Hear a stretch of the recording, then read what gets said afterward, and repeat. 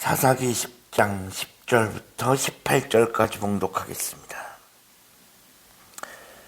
이스라엘 자손이 여호와께 부르짖어 이르되 우리가 우리 하나님을 버리고 바알들을 섬김으로 주께 범죄하였나이다 하니 여호와께서 이스라엘에게 이르시되 애굽 사람과 아모리 사람과 암몬 자손과 블레셋 사람에게서 너희를 구원하지 아니하였느냐. 또 시돈 사람과 아말렉 사람과 마온 사람이 너희를 압제할 때 너희가 내게 부르짖음으로 내가 너희를 그들의 손에서 구원하였거늘 너희가 나를 버리고 다른 신들을 섬기니 그러므로 내가 다시는 너희를 구원하지 아니하리라. 가서 너희가 택한 신들에게 부르짖어 너희가 환난 때 그들이 너희를 구원하게 하라 하신지라. 이스라엘 자손이 여호와께 여쭈되 우리가 범죄하였사오니 주께서 보시기에 좋은 대로 우리에게 행하시려니와 오직 주께 구하옵나니 오늘 우리를 건져내옵소서 하고 자기 가운데서 이방 신들을 제하여 버리고 여호와를 섬기매 여호와께서 이스라엘의 곤고로 말미암아 마음에 근심하시니라. 그때 암몬 자손이 모여 길랏에 진을 쳤으므로 이스라엘 자손도 모여서 미스바에 진을 치고 길랏 백성과 방백들이 서로 이르되 누가 먼저 나가서 암몬 자손과 싸움을 시작하랴. 그가 길랏 모든 주민의 머리가 되리라 하니라. 아멘. 오늘도 새로운 날을 허락하신 하나님께 감사합니다. 오늘은 주의 날 화요일입니다.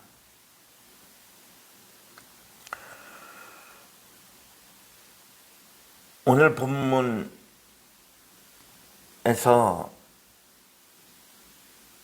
하나님에 대한 이스라엘의 반역이 다시 시작되고 그에 대한 하나님의 반응이 나타나고 있습니다.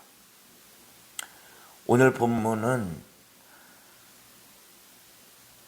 사사 입다에 대한 이야기의 그 시작 부분이라고 할 수 있습니다.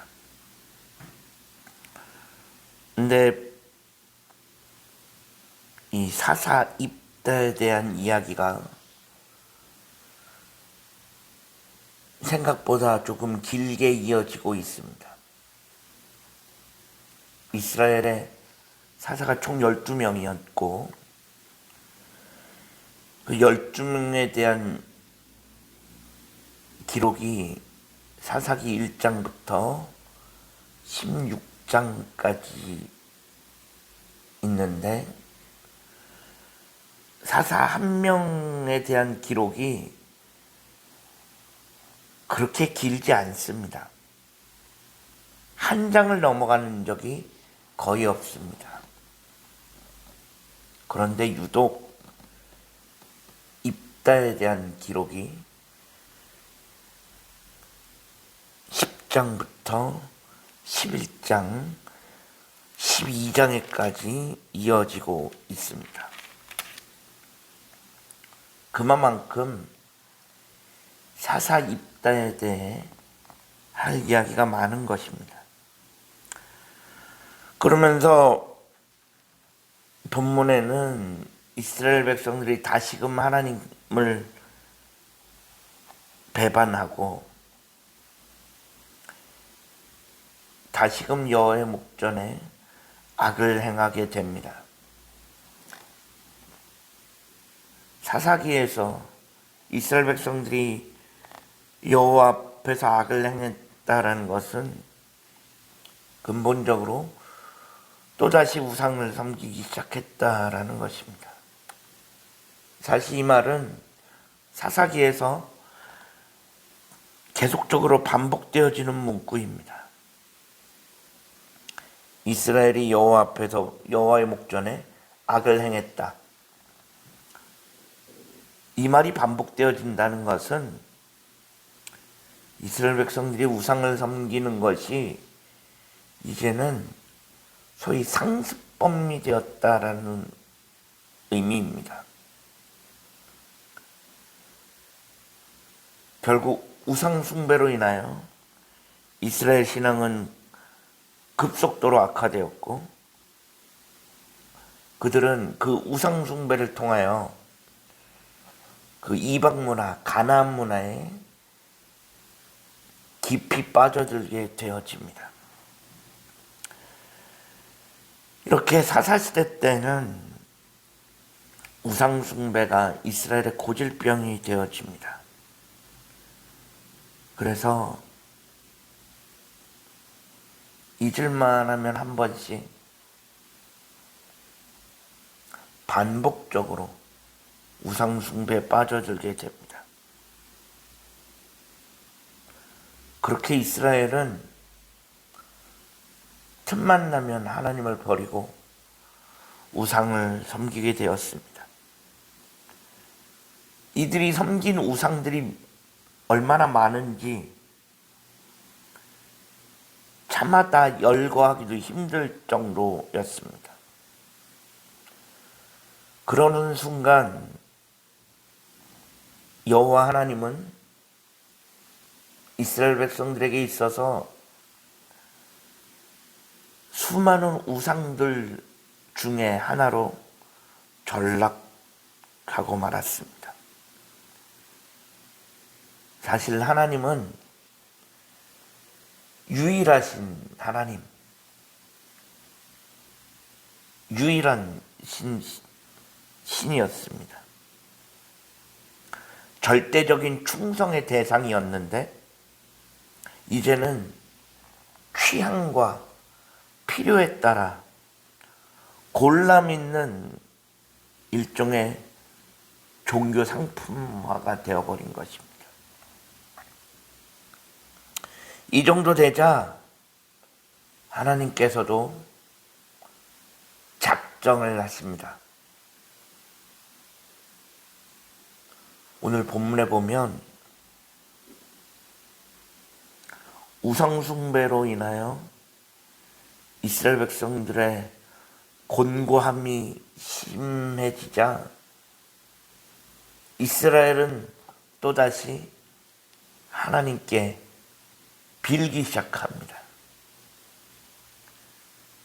그러면서 이스라엘 백성들이 또 하나님께 부르짖습니다. 하나님, 우리 못 살겠습니다. 제발 우리를 살려주십시오. 어떻게 보면 똑같은 이야기들이 계속적으로 반복되어지는 것입니다. 우상숭배에 빠져들고 그러다 조금 힘들어지면 다시금 하나님께 나와서 빌고 그러면 하나님께서는 못 이기는 저 이스라엘 백성들을 구원해 주시고 그러다가 또 우상숭배를 하고 그럼 또 하나님은 구원해 주시고 이런 같은 패턴이 계속적으로 사사기에서 반복되어져 왔습니다. 그런데 이 똑같은 패턴이 몇 번씩 반복되어지자 이제는 조금씩 하나님의 인내심에도 그 한계가 보이기 시작합니다. 그래서 오늘 본문 10절에 이스라엘 백성들이 다시금 하나님께 나와 우리를 구원하여 달라고 사정하기 시작합니다. 이스라엘 백성들이 하나님 앞에 나와 기도하기 시작합니다. 하나님, 우리가 하나님을 버리고 바알들을 섬겼는데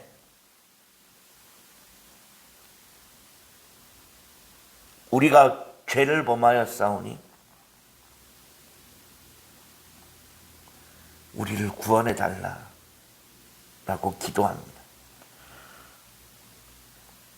그런데 11절과 12절에서 하나님께서 뭐라고 그러시냐?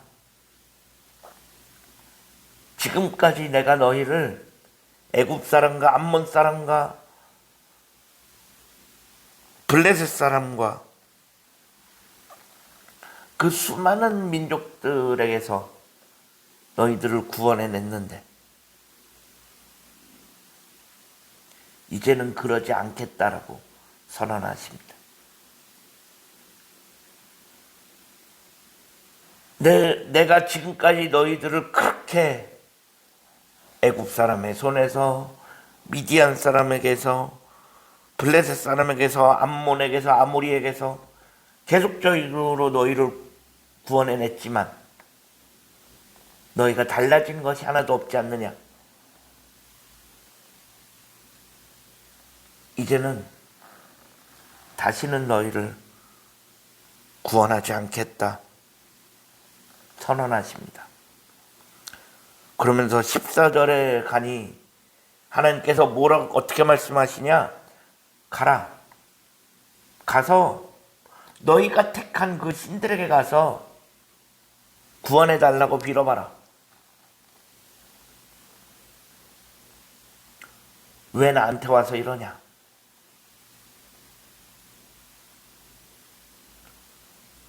다시는 너희를 구원하지 않겠다 라고 말씀하십니다.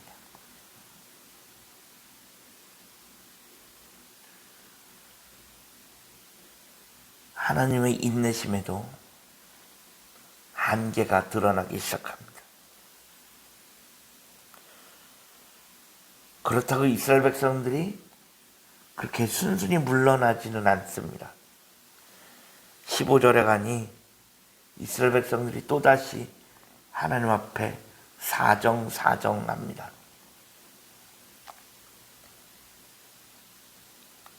그러자 16절에서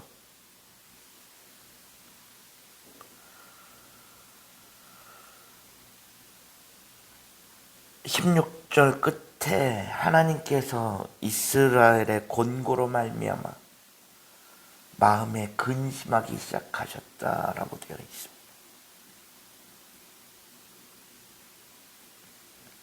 하나님께서 이스라엘을 내가 다시는 너희를 구원하지 않을 거다 라고 선언하셨지만 하나님의 마음이 한편으로 불편한 것이 남아 있었습니다.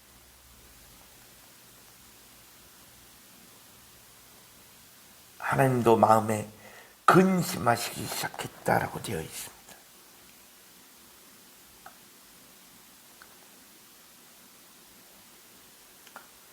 즉 이스라엘은 하나님을 근심하게 하는 존재가 되어버린 것입니다.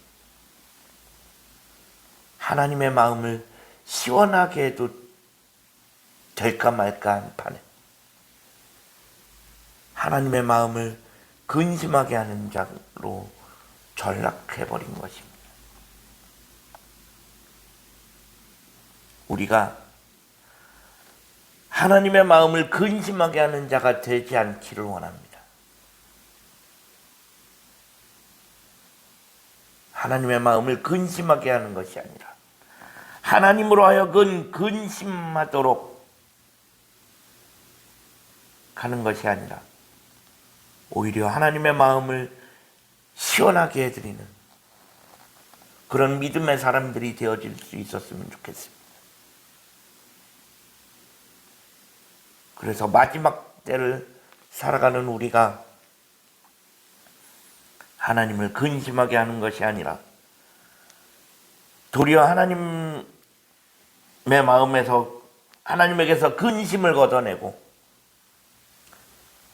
하나님의 마음을 시원하게 해드리는 우리 모두가 되어질 수 있기를 주님의 이름으로 간절히 축원합니다. 기도하겠습니다. 하나님 감사합니다. 여기까지 우리를 지키시고 인도하신 그 하나님의 은혜와 사랑에 감사를 드립니다. 우리들의 삶이 하나님의 마음을 근심하게 하는 자가 아니라 도리어 하나님의 마음을 시원하게 해드리는 믿음의 삶을 살아갈 수 있게 하여 주옵소서. 예수 그리스도의 이름으로 간절히 기도합니다. 아멘.